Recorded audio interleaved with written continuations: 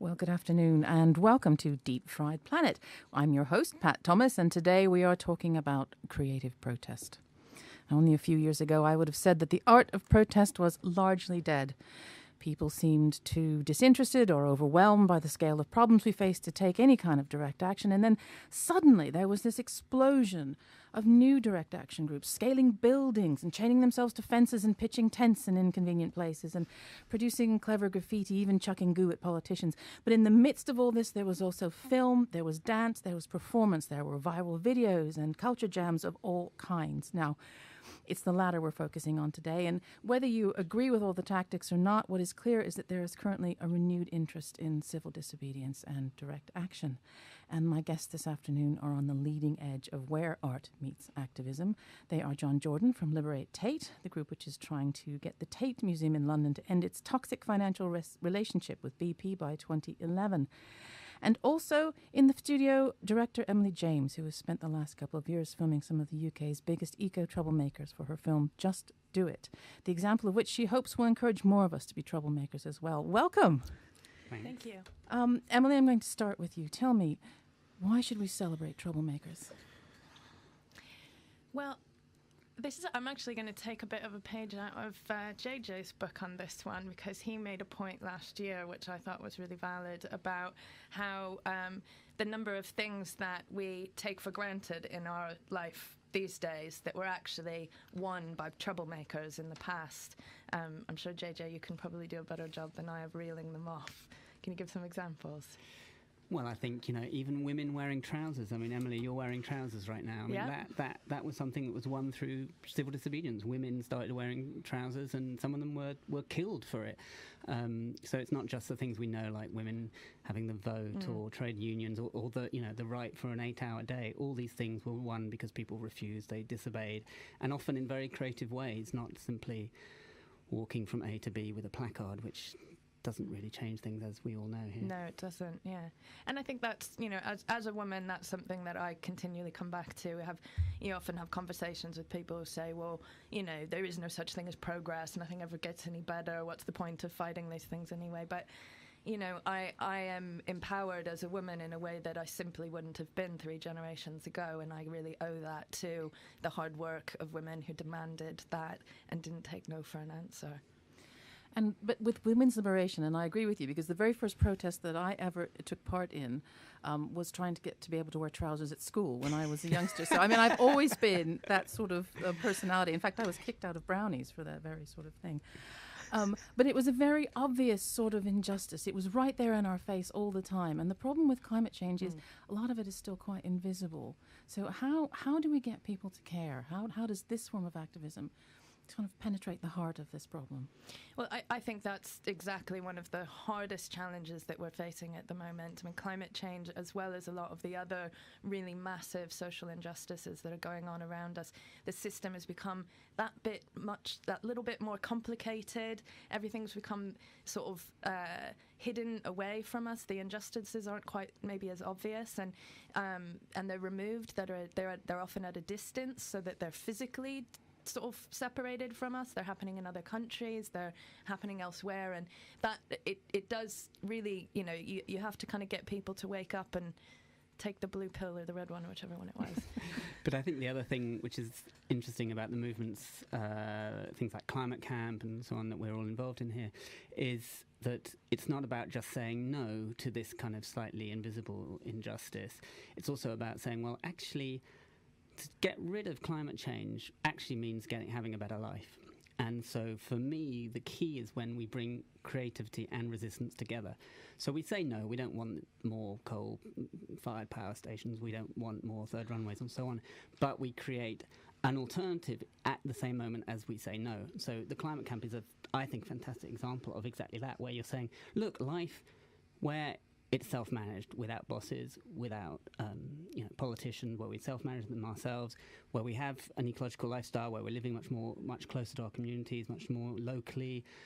using less fossil fuels, where we're more connected to the things we make, the things we eat and so on, it's a better life. So in a sense, I think the fact that climate change is invisible is one thing, but actually to show people that actually to get through this, we can actually build a much better life is something much more visible and actually much more desirable for most people than simply saying no. Is that something that Just Do It does? Because, there have been tons of environmental films. There's been Corporation, there's been Gasland, Fooding, The Age of Stupid, Mondovino. All of them kind of show the horror of what's coming. Is there something in your film that is more positive, that presents that vision?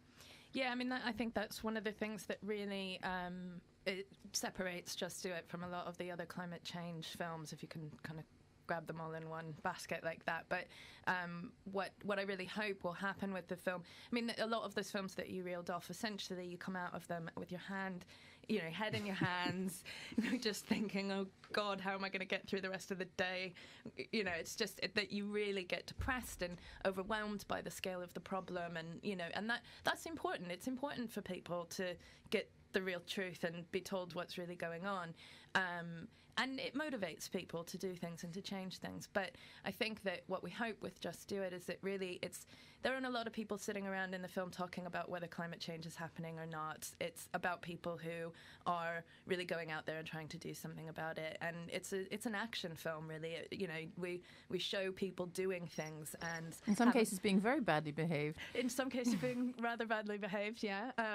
I think they're actually being very well behaved. I think that one of the things that I kind of have realized through the process of making this film, because of course I now am in a position where people frequently ask me to justify direct action and justify what people are doing, and I had to kind of go through a whole cycle of understanding for myself what I thought about that. And one day I just realized, if something's wrong, we have a moral imperative to try and stop it. And actually the correct thing to do, though it may not be the legal thing to do, is to put yourself on the line and stop things that are wrong. And I think a lot of people, forget the pleasure involved in that. That despair doesn't actually create rebellion. Look at the history of revolutions and rebellions. Most of them do not come from situations of actually despair and so on. You need that sense of hope, and the pleasure in rebelling, the pleasure in taking creative forms of direct action, the kind of sense of friendships and rebel, the kind of conviviality and the adventure, these are the things that we can really, as artists and so on, we can really push and say, it's not this image of protest, which is, hair, shirts, sacrifice, How often have I heard that? And I think, our role as artists, and I think for me, a lot of the work we do with the Laboratory of Insurrectionary Imagination, which is the collective I co-founded a few years back, is that, we really try and get artists to work in social movements, because I think artists have an incredible capacity to actually create desire, to actually make things really desirable. And unfortunately, many of them go into, advertising and so on, where they do exactly the same thing. And I think, in a sense, the key right now is for artists to desert the art market, desert advertising and so on, and apply that creativity to social movements, to the forms of action and direct action that Emily is documenting in her film.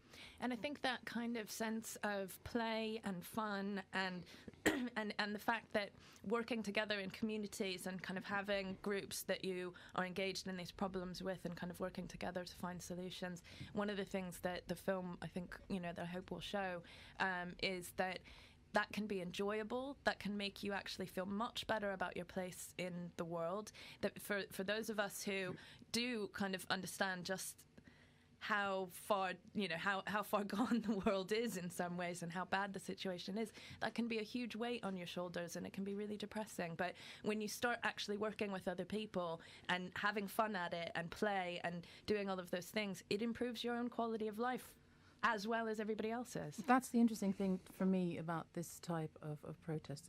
It's as much about self-expression as it is about changing the world. And actually, it's not just supposition that it makes you feel better. There's actually been studies looking at protesters. There was one a few years ago by the University of Sussex, which interviewed protesters of all kinds, from all kinds of backgrounds, and it found this universal sense of joy, even euphoria that came from being in the midst of like-minded individuals, and that collective action, including marches and mass pickets and fox hunt sabotages and street parties and other forms of direct action, sort of imbued participants with this genuine sense of well-being and belonging and empowerment. And it's actually the absence of those things, I think, that makes people not engage. They feel like they're going to be... We're so used to sort of thinking of ourselves as individuals, we forget how much fun it can be to be part of a group. And I think, in a sense, I think the most exciting thing for me in ecological forms of direct action and ecological thinking is that when you begin to understand how an ecosystem works through trying to protect these things that are being destroyed,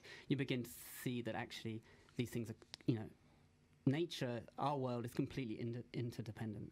There is no such thing as an individual. This kind of fantasy that capitalism promotes of this individual doesn't, it's the best myth that capitalism can promote to actually stop people changing things. But when you begin to actually realize that actually, every act you do has an effect, and every act and every conversation you have has an effect, and you really sense that sense of interdependence within your communities that you're working in, I think you do feel so much more powerful to change things.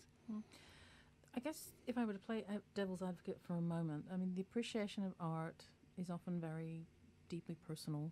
Watching films is often a largely passive experience. I'm thinking now about your fantastic action at the Tate in September, when everybody went in and sort of made the BP logo with tubes of oil and what have you. It was a moment of genuine grace. It had form, it had movement, and it produced something that was amazingly beautiful. But was it perceived as a protest, do you think, by people that were witnessing it? I think you can't generalize about these things. I mean, I think the art world would like to see it as a protest, because then it makes it much easier for them to kind of ignore it.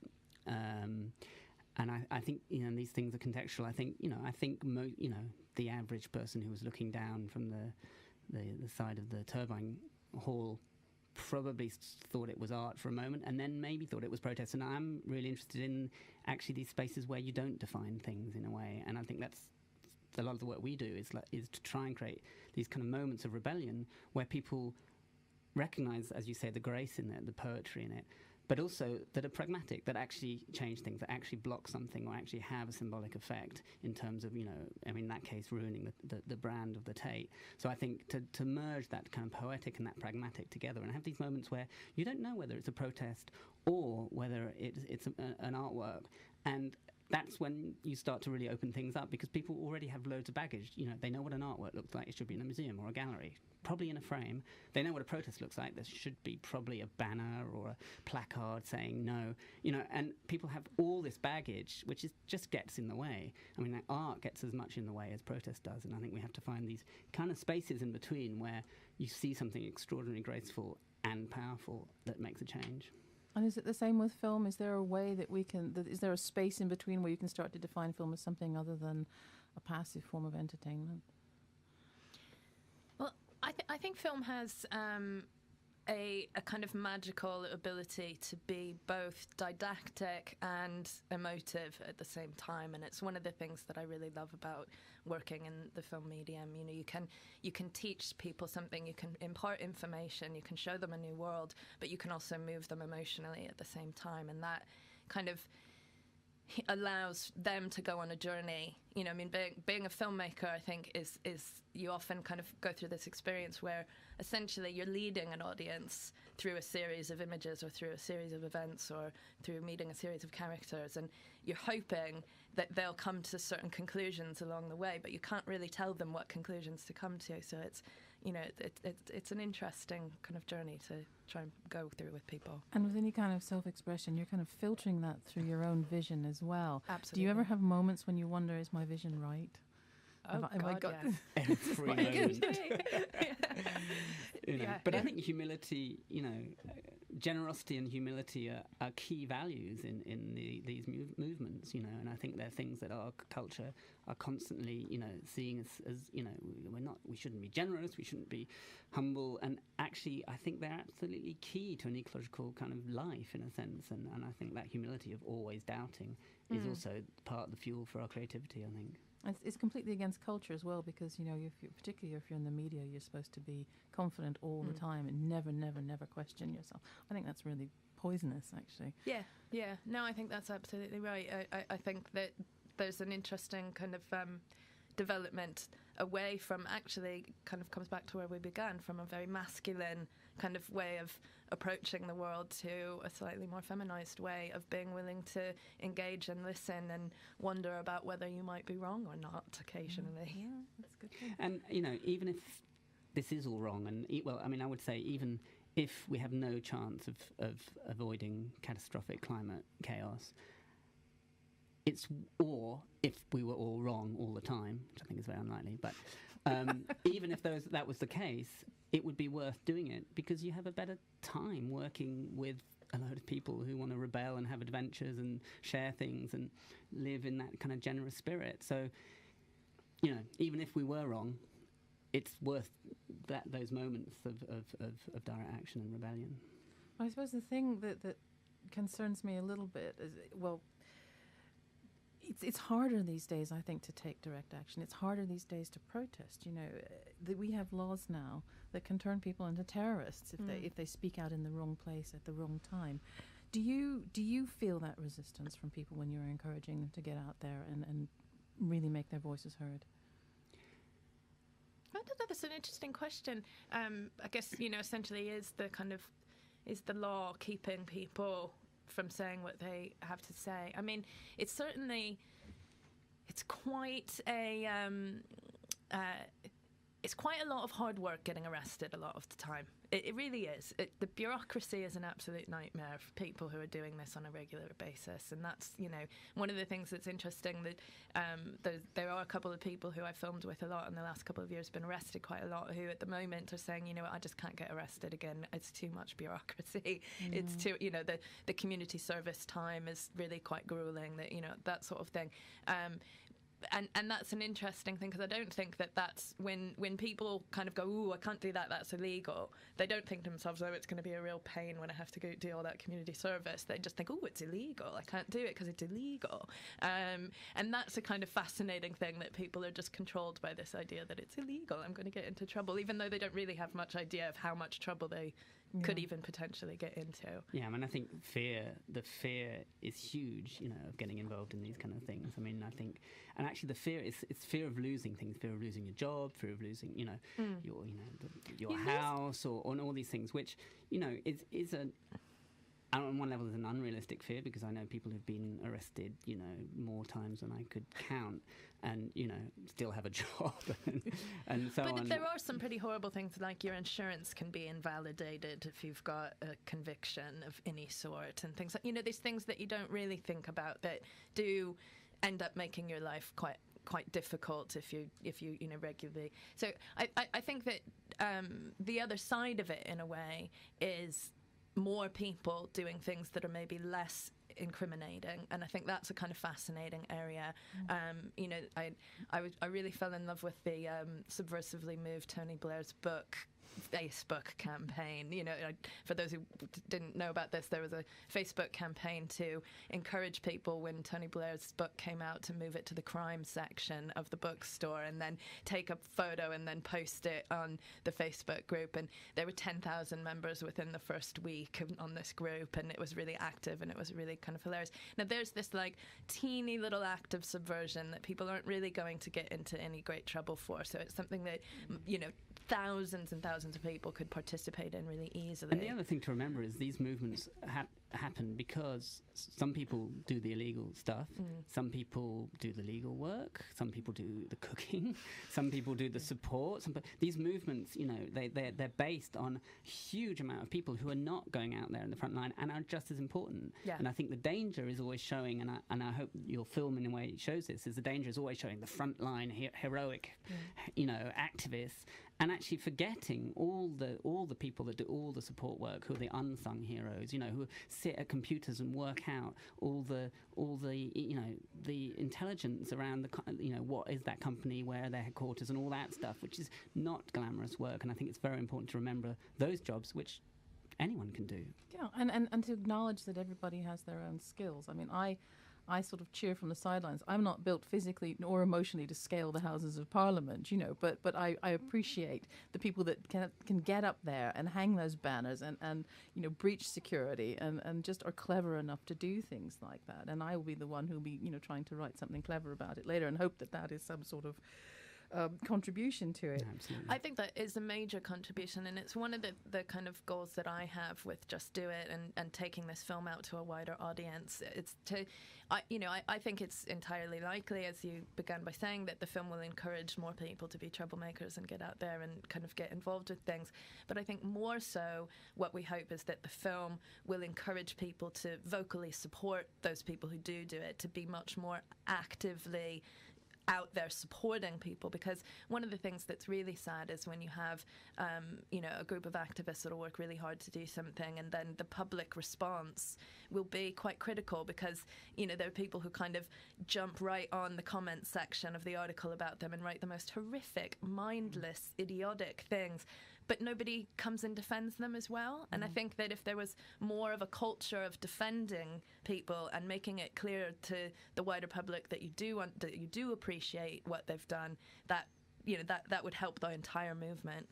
And in fact, you're involving the public at the beginning of this film, and this is something I really wanted to get onto, was the financing of the film. You want people, rather than to pay a ticket to go and see it, to help finance it now. Tell me a bit about the financing of the film, because it's quite unusual. Well, I should also just clarify that the film is not finished yet. So I began filming in April 2009, and I filmed for a year April 2009 to April 1st, 2010. And then we started the post-production, which is all of the editing. We started with 300 hours of material, and we've now got it down to a very slim 6-hour rough cut, still totally unwatchable. So it's a long process that we're in, and that's kind of where we are now, and we're hoping that the film will be finished early next year so that it'll be able to be out in the spring. What we're doing is we are engaging in what is called crowdfunding, which is a relatively new way of funding projects like this by going directly to what we think will be our future audience, to the people who really want to see this film get made and want to see it get out there. We're making, this is completely independent production. I come from a background of television production. I've, had lots of commissions, and films that I've made been bought in by Channel 4 and Discovery Channel and that sort of thing. And with this film, myself and the people who were involved decided that we really wanted to make a completely uncompromised version of the film, that we didn't want to kind of have to be beholden to the editorial and stylistic kind of boxes that we would have had to tick for a broadcaster. So we've gone completely independent. And what we found is that there really is a large number of people out there who are prepared to kind of put their money where their mouth is and help us get the film made. We've just finished a match fund period where Lush, the soap people, put up a match fund. They would match £1 for £1 up to £10,000, and as of midnight last night, we had £10,700. I think the issue of funding is a real bugbear for me, because having worked in environmentalism for so long, here's a group of people, a diverse group of people, trying to sort of change the planet through whatever means, whether it's through art or journalism or what have you, and the funding for environmentalism, is almost never there. And if it is there, it's there because somebody wants to measure something against a chart tick. Did we stop this many people tick? Did we do that? And I just wondered if either of you had any views on why this very important work is so poorly funded, and why it's so difficult simply to raise funds for things like this. I mean, I think here again, this is where artists can come in. We've managed to get some quite good funding from the Arts Council to ostensibly, train people in civil disobedience, but we call it performance, we call it art. It's probably no longer the case, unfortunately. Should you have said that? But, no, yeah, and I think, there are people, I think, using art is actually also one way of actually, that kind of funding is one way we've managed to get stuff. Also, I think, it's also about really making do, and I think that's in itself an ecological, phenomena.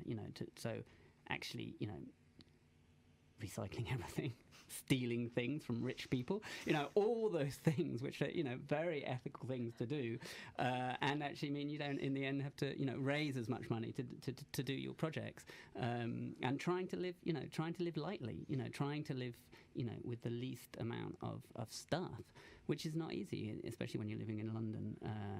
And so, I think it's also about changing the way we think about what our needs are, as, for projects. But Liberate Tate is making a particular point about good money versus bad money, dirty money versus clean money. Does it just apply to public organizations? Do you think there's a problem? For instance, a lot of NGOs now, a lot of environmental NGOs are funded by corporate people. Do you think it changes fundamentally the way that they work? Absolutely. I think the environmental problem is fundamentally a systemic problem. I don't think there is such thing as green capitalism. It's impossible. You can't have, growth economies on a planet that has, clearly has borders, edges to its ecosystems. So, I think there is actually. I don't think there is any clean money, to be quite honest. So Liberate Tate, in a way, is a transitional demand. Actually, I don't think there should be art museums either. I think art and life should actually, merge. In an ecological society, there wouldn't be a division between art and life, and there definitely wouldn't be large art museums with objects in it that had been taken out of their context and sold for millions and millions of pounds. So, I don't think there is any clean money. I think, and it's not. It tends not to be the corporations that actually do the censorship, and as the Tate was very clear example there, it's actually the people who receive the money who self-censor themselves. I mean, it's what Foucault's always said. That power is much more subtle. So it's not. The BP never said to the Tate, don't let the Laboratory of Insurrectionary Imagination take any civil disobedience against you or our sponsors. But the curators did, because they were scared of losing the money. And I've heard recently that one of the reasons they won't drop BP money is because they're really scared that their funders in the States, who are big individual business funders, not corporations but individuals, will be scared that they think the Tate is not business friendly, and if the Tate is not business friendly, they'll drop their money. Yeah. So I was just saying, I think that the other side of that is what doesn't get funded by corporations. So the real kind of risk, if you extrapolate down the line, is if we accept that the only money out there is corporate money, well, then you get into a situation where there's a lot of stuff that would have been made if there was a Arts Council funding for that kind of work. But if we've allowed corporate financing to completely take over, well, then the selection happens in them not choosing to fund certain things, and so that, I think, is one of the really big risks, like in the more immediate short term rather than kind of really long term. And I think working in these movements, you see, I've seen extraordinary things happen without funding. That, building a climate camp, a camp for 1,000 people for a week, which happens with funding, and people get the money together. But compared to most, if you've said to an NGO, okay, you got to build an ecological self-managed camp that lasts a week with 125 workshops and a mass direct action at the end, they'd say, the budget's, £400,000 at least, and, climate camp's done on £40,000, So I think it's also being creative, really, really pushing that creativity of what you can do. And so it depends on volunteers. You're saying the volunteer aspect of it is actually really one of the most important things of it. And it's not, you don't think it's just that we just don't value ourselves enough?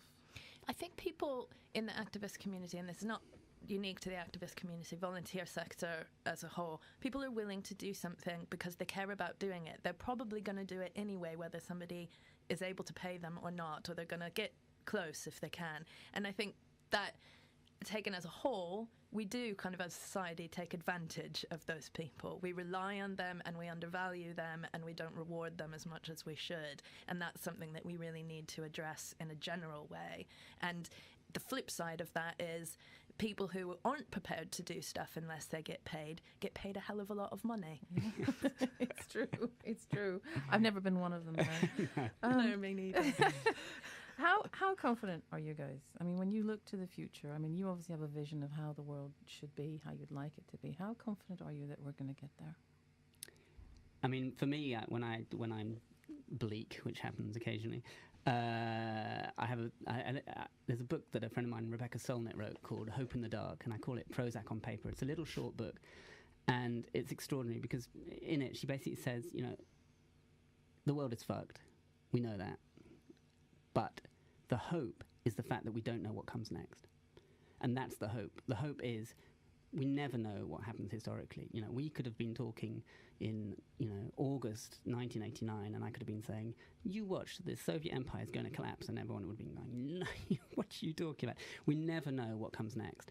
And for me, that's the hope, not knowing what comes next. Yeah, and I think that the other side of it is it's not an end game scenario, this. It's not, are we going to win or are we going to lose? It's, what are we going to be along the way, and how humane can we be to each other, and how can we enjoy wherever it is that we end up? Enjoy the journey. It's very, very important. Time has flown by, of course, as it always does here on Deep Fried Planet. Next week, we're going to be talking about biodiversity and asking the question, what's the planet ever done for us? We hope you join us then. Thanks. Bye.